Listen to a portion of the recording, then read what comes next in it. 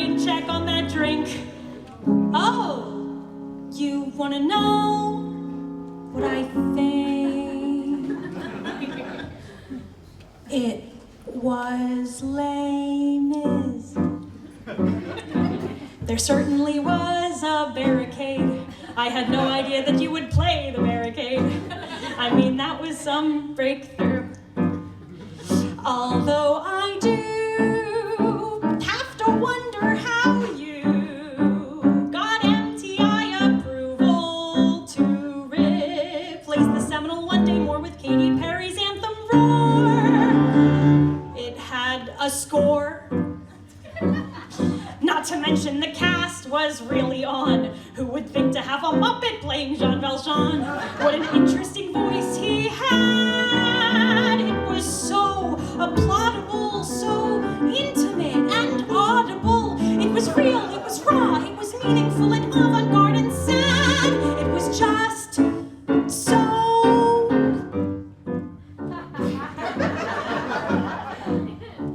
It was so good. I found the acting really niche, and that Eponine, I mean, she really found a pitch. Sometimes even more than 1 second to none. I'm so sad that it's done, and you clearly had fun. I can't believe that it was an afterthought to give it that nonlinear plot. I liked a lot. It was everything it was meant to be. Plus, I didn't know there'd be full frontal nudity. So glad that I brought my dad. It was just illustrious, completely upper crustrious, and the drag queen Javert was a brilliant subversion of the fad. It was just so, I'm someone who means what they say. I felt so much in that theater today. Every solitary moment of grief and of strife made for the most gratifying 6 hours of my life. It was superb. So original. I would never think to set Les Mis inside a 1980s roller rink and to put the whole cast in plaid. It was so inspiring that one thinks of retiring. It was by far the most pleasant kick in the crotch that I ever paid $95 to watch. My friend, no piece of theater till this very one made me want to fillet the wrong side of a gun. It's completely unrivaled when it comes to driving me mad. It was just so, it was just so, it was just so rad.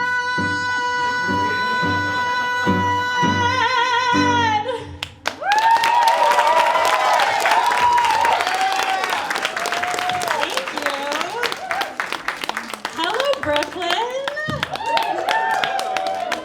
I'm Sair Kaufman. On the keys for most of tonight, we have Ammon Taylor. That first song was written by myself and Alex No. It was our first song for the BMI workshop. The assignment was subtext. Before we get into it, do we have anyone named Ted in the audience? Any Teds? Any Teds? Oh, we do. Hi. I'm so sorry. Why am I sorry? Oh, sorry. That was just a little bit of subtle foreshadowing. You're gonna hear a whole charcuterie board of composers today because I am lucky enough to know 57 of the most amazing creatives, and monogamy is overrated. At the end of the set, I've got a special treat, which is the premiere of a new 10-minute musical. Next up is a song written by myself and George Luton. It's from a, as of yet unauthorized, musical adaptation of the film Nimona. So if you've not seen Nimona, spoilers for Nimona. In a fantastical realm of knights and monsters, one knight named Ballister is framed for the murder of the queen. In an attempt to disarm him, Ballister's boyfriend, Ambrosius, who's also a knight, cuts off Ballister's arm. Justice, but Ambrosius still harbors some doubts, which he tries to suppress as he's asked, "What's on your mind, Ambrosius?" "I lost my pen. My very favorite pen is MIA. I lost my pen. My pocket popped a hole, it rolled away. I lost my pen. And I'm trying not to panic, cause there's paperwork at home I haven't signed. But I lost my pen. And I'm losing my mind." He bought the pen. It was weighted and ornate and shaped like a sword. I lost the pen. The birthday gift that Belle could barely afford. But then again, who wants a present from the guy that my entire kingdom has maligned? I lost my partner, and I lost my pen, and now I'm losing my mind. I'm losing my mind, and I lost my pen, and my boyfriend's a fugitive, and I lost my pen. He lost his job. After all that training, they booted him out. I'll lose my job if they so much as suspect that I'm starting to doubt. But who wants a job where you're a traitor if you do, and you're a traitor if you don't do what's assigned? He lost his job, I'll lose my job, I lost my partner and my pen, I'm losing my mind. He lost an arm, but God forbid I think about thinking of him. I chopped his arm. What shitty, insecure life partner severs a limb? I caused real harm, and sure it seems he killed the queen, but there are times that truth and seem are not aligned. He lost his job, I lost his trust, I'll lose my job if it's discussed. He lost an arm, I lost a pen, I lost my marbles, not to mention I'm losing my mind. And my best friend, meanwhile, Ballister has a new best friend. What's with that? What's going on with that? I mean, who is she? Did he really replace me so quickly? What else is he hiding? And where is he hiding? And who is he really? And who am I really? And do they even sell that type of pen anymore? I'm pretty sure it was limited edition. And if your partner kills the queen and you don't get a chance to talk, but like you do cut off his arm, then is he still your armless boyfriend, or is that some effed up breakup by omission?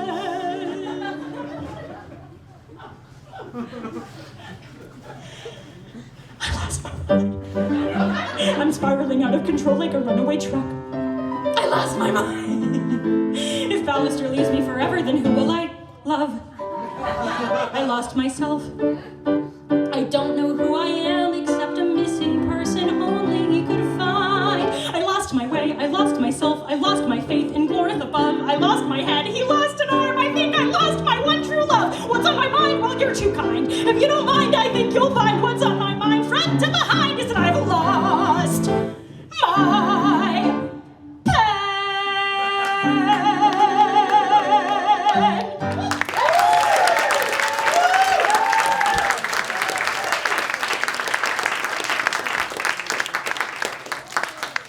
So I'm autistic. Yeah! And the thing about autistic hyperempathy is that sometimes you end up relating a little bit too hard to inanimate objects. Stuffed animals, smudges that vaguely look like a face, or in some cases like a Boeing 737 MAX.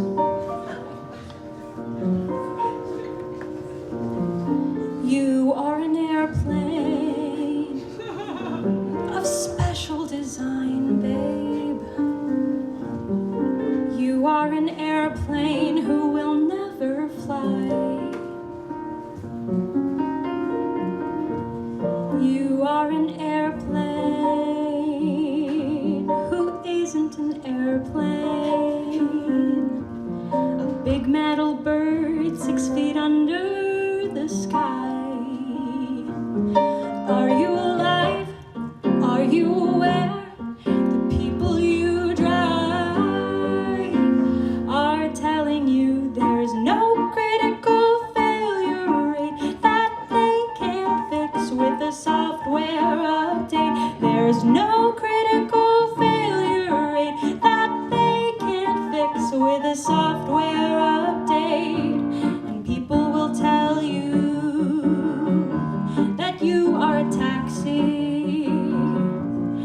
you are an air train, that you are a bus.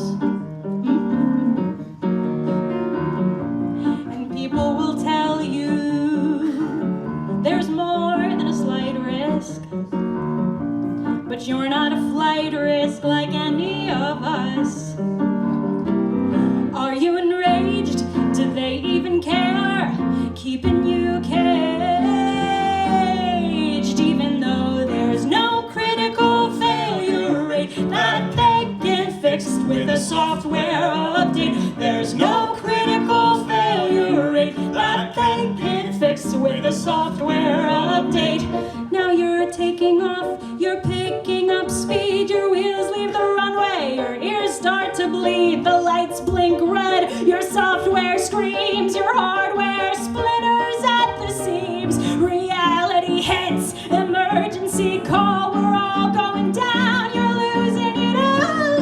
And as you rupture, you hear from below, before you debris, someone saying no. There's no critical failure rate that they can't fix with a software update. There's no critical failure rate that can't be fixed with a software update. There's no critical failure rate that can't be fixed with a software update. There's no critical failure rate that can't be fixed with a software update. When the hardware's version from Germany, that can't be fixed with a software update. Critical failure rate that can't be fixed with a software update. The people who love you, if they really love you, will love you the most with your wheels on the ground.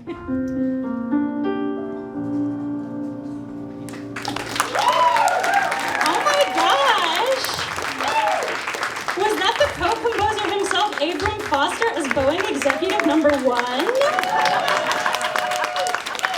Thank you, Abram.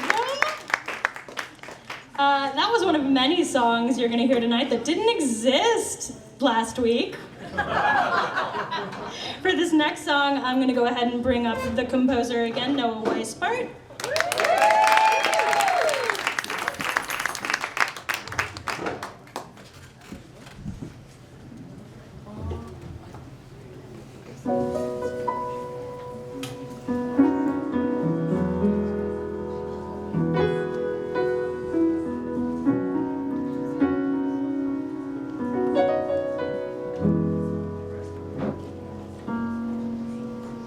I think of you in August.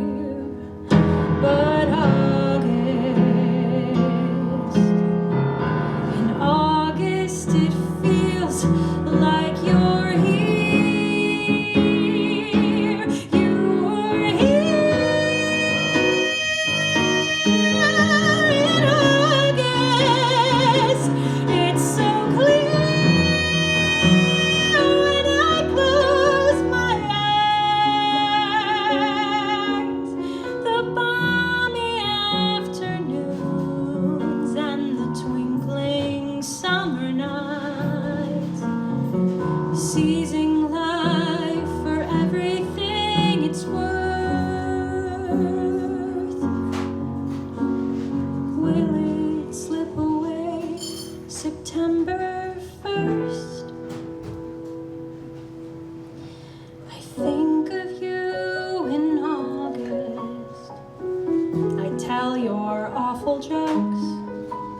I think of you in August.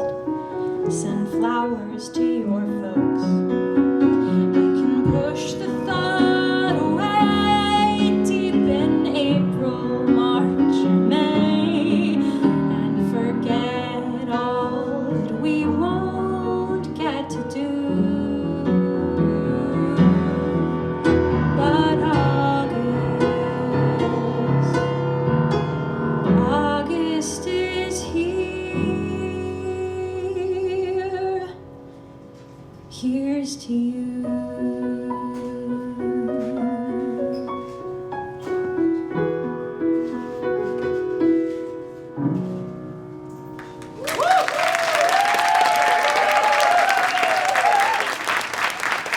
Thank you, Noah.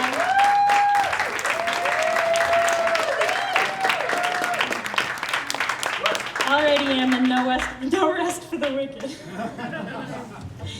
My collaborator for this next song is the one and only Adam Rothenberg. And all you really need to know going into it is that Fenny has been in a relationship with her bisexual boyfriend, Jeffrey, for 10 years, and now he has something to say. Fenny. Fenny. Fenny. Fenny. Fenny. Or does he? Were you silent? Fenny. Fenny. You know what? Fenny. Yes, Jeffrey. I loved you. I will always love you. But the truth is, I miss men. What? Nothing. You were taking this unusually well. Did you expect me to shout? To yell and go off like a bomb and have Tom kick you out? Did you expect me to scream? I'm not gonna bicker, I think it's a kicker that you and your prick are now gonna play for the same team. Did you expect attitude? I'm far too progressive to ever think less of your truly excessive and manic depressive propensity to self-delude, because that would be rude. So I'm fully supportive of all of this sort of, it's just what a girl wants to hear. After swearing your undying love to just me for a year or 10. What a tour de force! Oh, Jeffrey, of course you miss men. Bitchiness doesn't become you, darling. Sorry. You also don't have to be so bloody polite. Did you expect me to freeze? To go pay a batter to shatter your windows and knees? Please. Did you expect me to beg? Why bother to fight, Jeffrey? I'll be all right, and without you I might find a man who I don't have to peg. Did you expect me to cry? To go raise some hell of it, jumps in and develop it, yell and rebel a bit, dwell and be celibate till I shrivel up and die over a guy? Now you should go out and carry your Tom, Dick, or Harry, or rum-tum-mum-fucker away. Quick, before some poor schmuck listens when you insist you're not gay again. I'm dumb as a horse. Oh, Jeffrey, of course you miss men. Was it really this morning I lay in your arms and asked you to be my spouse? Was it really this morning I called you my love and suggested we share a house? Was it really this morning I proselytized on how gorgeous our children would be as they grew? Oh no, wait. That was you!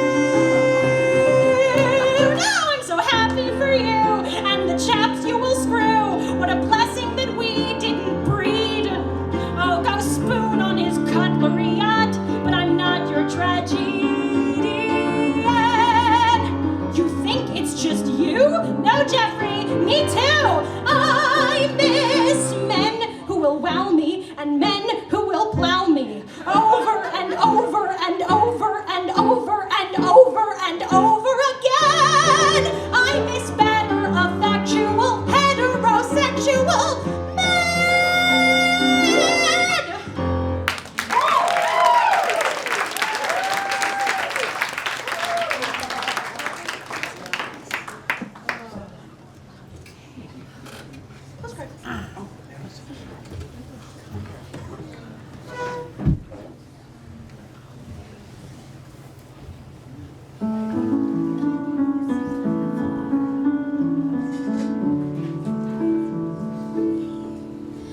My mother writes postcards reminding young people to vote.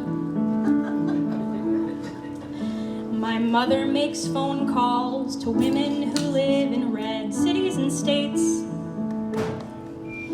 My mom volunteers, my mom makes donations, my mom holds election night celebrations.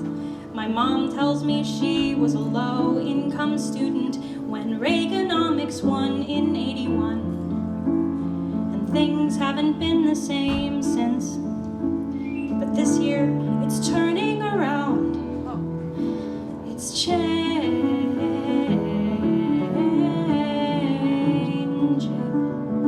She says the world is changing.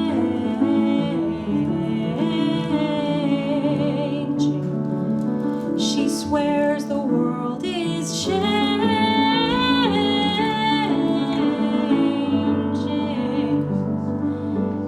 Anyway, back to work.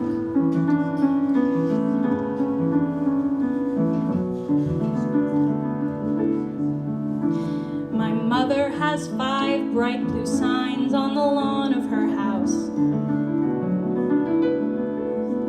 She asks me to rescue Josh Riley when his blows away in the wind. My mom loves the Wordle, but deleted the app 'cause she sides with the union and finds the Times crap. And I'd only just voted in my first election when he won in 2016. So I see the signs on the 5th, but she says it's turning around. It's changing.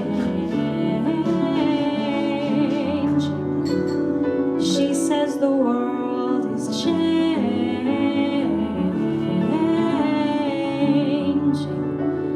She swears the world is changing.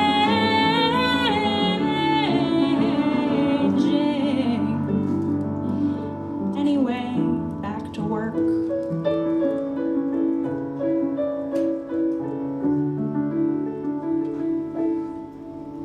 I wake up on the 6th, scared I might have to see my mom cry.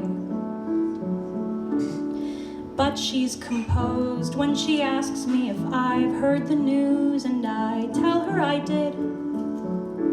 She says we've been fighting this fight for 400 years, and we'll do it for 400 more.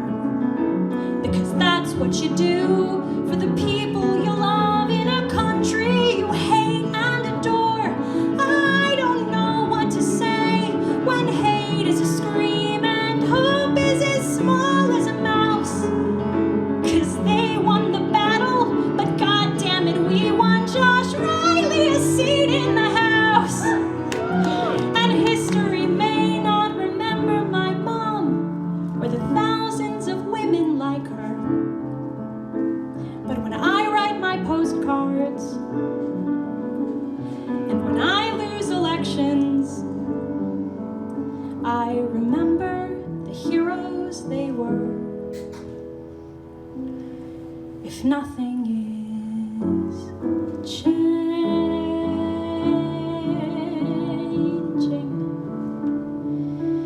if the world isn't changing,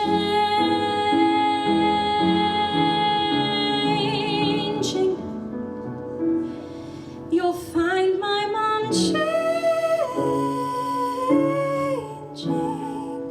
the world. Anyway, back to work.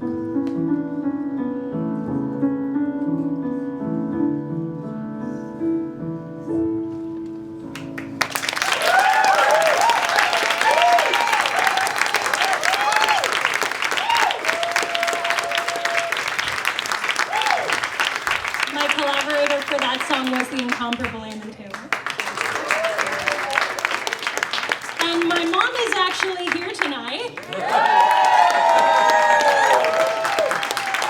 Hi, Mom. Hi, Ted. And as you know, I'm donating my share of ticket sales for tonight to the Human Rights Campaign. So thank you so much to everybody who came out in support. Next, I'm going to welcome up Emily Johnson-Erday. Go ahead and test out your mic to make sure that it's working. This is me testing my mic. This is me testing my mic. It's working. Hello, everyone. Hello. And while you get your guitar set up, I have the great privilege of telling you that Emily's folk band, the Starlight Darlings, are in town starting tomorrow. They're doing a whole tour of New York City. It starts like 5 blocks away from here at a place called Blinkley's. Blinkies? Like blink, blink. Blinkies. My bad. And on Monday they're playing Arlene's Grocery in the Lower East Side, so check out the Starlight Darlings social media for more information on that. That's the Starlight Darlings with no G at the end because they're Southern. This is a song. I'm ready. Yeah, great. This is a song from an as of yet unauthorized adaptation of the novel Legends and Lattes, which is a D&D inspired story about a barbarian who gives up her violent adventurer's life in order to follow her dream and start a coffee shop. Yeah.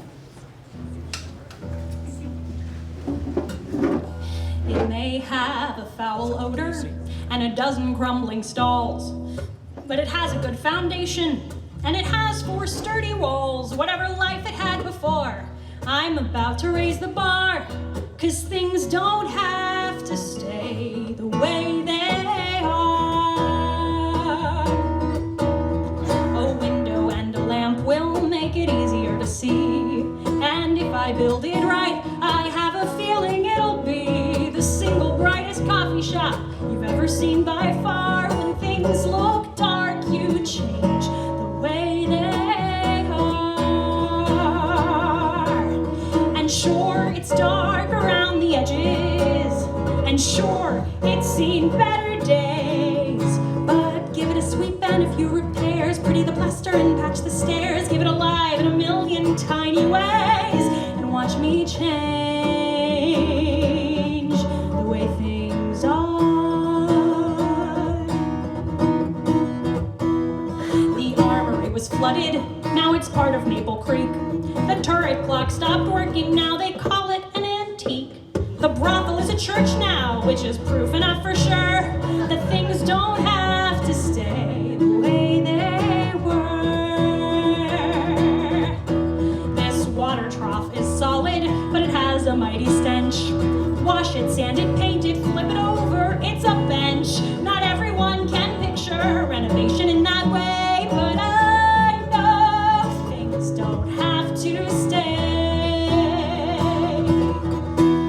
And sure, some walls will need replacing, and sure, the rats have got to go, but give me a mill to grind up the beans, give me a few of those steam machines, I'll give them a mug that's about to overflow. Just show me the slow life that I've ignored, give me a place to hang up my sword, give me a seed in the space enough to grow, and watch me change, watch me change, watch me change, watch me.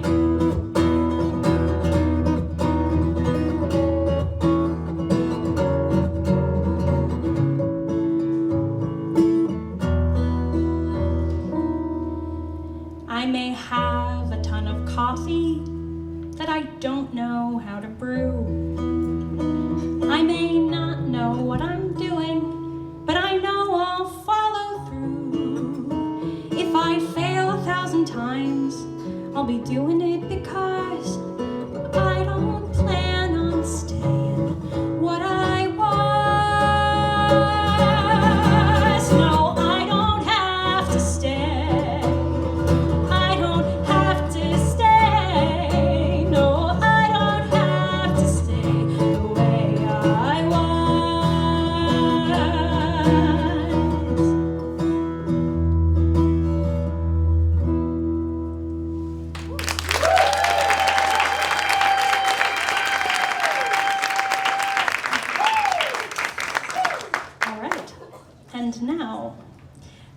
very special treat. I would like to present the world premiere of the 10-minute musical, Moon Illusion.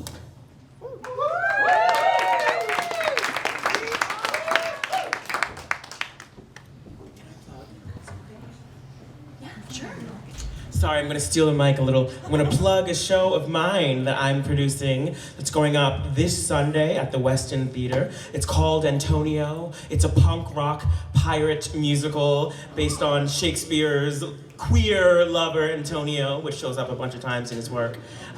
It's a punk rock show, very queer, lots of love. Please come. If you like this, you'll love that. Yes, as of rehearsal today, we had 9 seats left, so if you're interested, get those seats. You can find it at Butch Mermaid Productions on Instagram. That's Butch Mermaid Productions, Instagram. Thank you.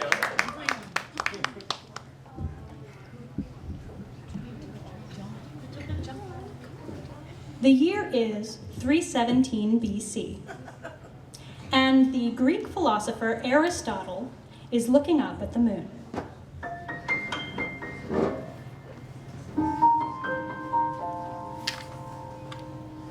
Turn your face up to the skies.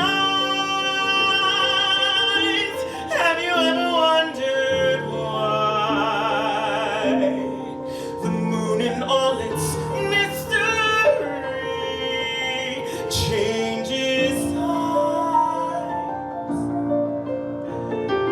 Big when it's only just risen, small when it's high in the air, so different one could be forgiven for thinking they've spotted a pair, but we're staring at the same moon. That's what I have found, staring at the same moon, and the logic's sound. Vapor, that's my hypothesis. The water in the atmosphere magnifies the moon's image to such size that it would appear we're not staring at the same moon, but reason would predict that we're staring at the same moon. Don't let your eyes be tricked. Put your mind to the problem. The truth is revealed. There lies the beauty of the philosophic field, and our children will build on the wisdom we wield. Does it not confound the mind to a laughable, wondrous degree to think every person alive from now till forever will be staring at the same moon?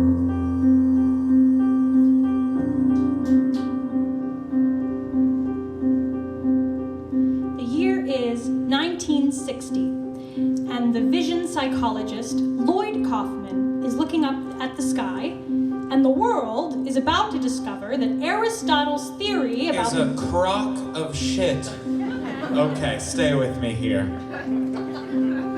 Size constancy is one of the earliest lessons for a developing brain. Items appear big or little, but the very same items remain. The orange is this big exactly, despite what your sight might display. The orb doesn't get any smaller, it merely gets further away. We apply this every day to oranges, people, and cars, and that works out okay until we look up at the stars. Size constancy, our unconscious brain isn't wired to grasp something that never ends. So you perceive that the cosmos is shaped like a contact lens. The sky straight above you is closer than the sky at the edge of your view. That's how we contend with infinity, even if it isn't true. It's illusion, the moon illusion. Psychology is why the moon looks so much bigger right when it's starting to rise. It's more a trick on your subconscious than it is a trick on your eyes. The moon remains that big exactly, but we think the sky's further away. Comparatively, she's enormous, as big and as bright as the day in a luminous display, regardless of how she appears, the same in every way. The moon we have studied for years, philosophers since the time of Aristotle have wondered how it can be so that the moon above seems so much smaller than the sight of the moon hanging low. Now on the front page of the paper, an ancient illusion at last, explained by a modern psychologist, my methodical gift to the past. My illusion, the moon illusion, a legacy science can't miss, and the proof of the theory is this. Hold two fingers to the skies, and the moon will return to its actual size. Size, constancy, philosophy, psychology, a mind meant to process an orange, an apple, a book on a shelf, endeavors to process the cosmos, endeavors to process itself, as science continues outpacing the cap of the unconscious mind. What paradoxical wonders will modern humanity find?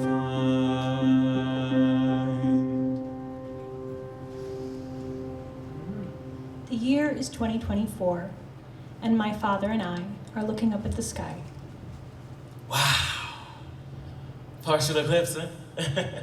We should really get a telescope out here.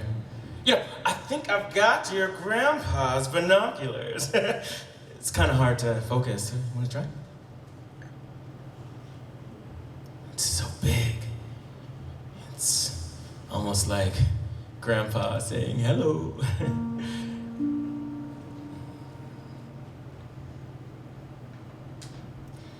If my unconscious mind doesn't know what I'm seeing, does that explain why I still find myself trying to find signs of you or some proof of your being? I never believed there was life after dying, and I'm not saying I wasn't right. But a full harvest moon's out tonight. Are you saying hi? Are you saying hi? Are you saying hi? Or is it a trick of the eye? On your final night, like some perfect conclusion, the moon was so big, it was hard to absorb it, not because of perspective, not because of illusion, but because it was closest to us in its orbit, and the times rights that might constitute some sort of celestial salute. Were you saying hi? Were you saying hi? Were you saying hi? Or is it a trick of the eye? Will we meet again someday? Or is that the stuff of dreams? Are you really far away? Or is that just how it seems? Hold two fingers to the skies, and the moon will return to its actual size. If a mind can be fooled by an object at distance, and if the mind's eye can be flawed and defective, can one really define something like non-existence? Who's to say death's not subject to perspective? So I might not be seeing you soon. But if you're still as real as the moon, then is this goodbye? Is this our goodbye? Maybe goodbye is only a trick of the eye. Can it be goodbye if you and I are staring at the same moon? Staring at the same moon. Something science couldn't Staring at the same you and me and Aristotle are Staring at the same moon. Staring at the same Staring at the same Staring at the same moon. Staring at the same Staring at the same moon.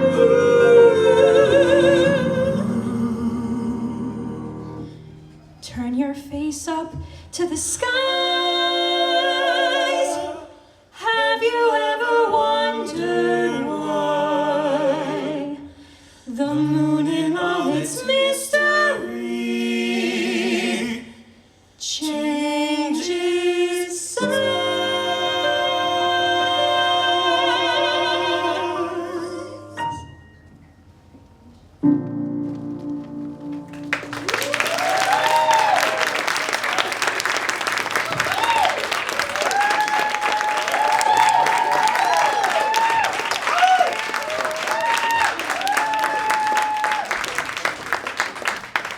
Thank you so much.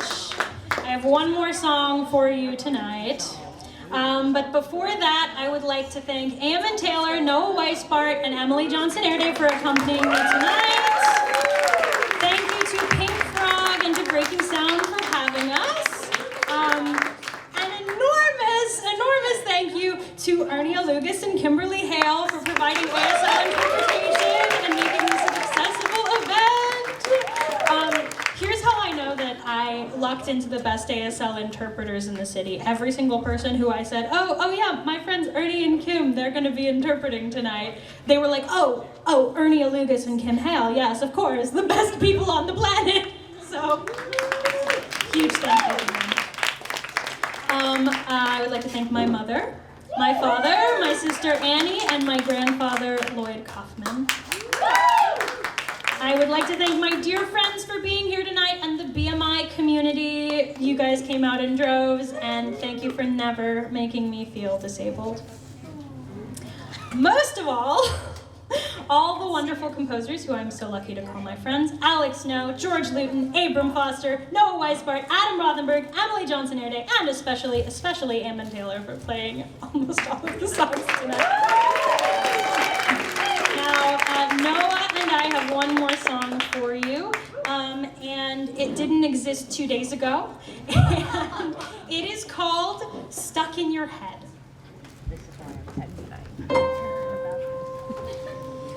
I would like to thank you for your thoughtful feedback. Can I get this first note? Let's try that one more time. From the top. I would like to thank you for your thoughtful feedback and for your extensive notes on my new song. You were so right to call it self-indulgent, uninspired, juvenile, and excruciatingly long. Since you didn't like the song about the passing of my brother, I sat my ass down and I wrote you another. You really don't want to piss off a lyricist. You should fear words far more than you fear a fist. They'll rip you a new one and done like an amateur. They'll do it in perfect iambic pentameter. A pissed off critic could destroy you with a bad review or three. A stage manager could murder you and get away scot-free. An MD could put you in 3. But what could a lyricist do? They could write a song that's all about you. Fuck you, Ted. You're a misogynistic prick and you beat your dog. nobody reads your blog. Fuck you, and everybody hates you, from your parents to your wife. If a train hit you tomorrow, they'd all have a better life. I hope joy will never find you, Ted, and I hope this gets stuck in your head. You really don't want to piss off a lyricist unless you're in need of a kick in the rear assist. It's not unlike filling your ears with Cholula. Jesus Christ, they will write you the catchiest eulogy. Sure, a tech could cut your mic before the intimacy coordinator could fuck you, just not like literally. A pianist could change the key. But what could a lyricist do? They could write a song all about you. Fuck you, Ted. You are an egocentric poser who picks his nose. You are the fungal cheese I find in between my toes. Ted, you're a narcissistic bully who likes tearing others down. And when you try to sound intelligent, you look just like a clown. You're the reason they make Zoloft, Ted. And I hope this gets stuck in your head. You really don't want to piss off a lyricist, you chalk-sucking, sock-fucking cock of the year. A dissing so very thorough, you'll run home to mommy, though she might side with me because I fucked your mom, Ted. Fuck you, Ted. You're more toxic than the actual atom bomb. You're a delusional dickwad with a smoking mom. And if you just left me alone, then Ted, I would have let it go. Instead, I had to fuck your mom and write this song to end the show. I only hope you learned a lesson, Ted. And I hope this gets stuck in your head. Yeah, I hope this stays stuck in your head. Go piss off a composer instead.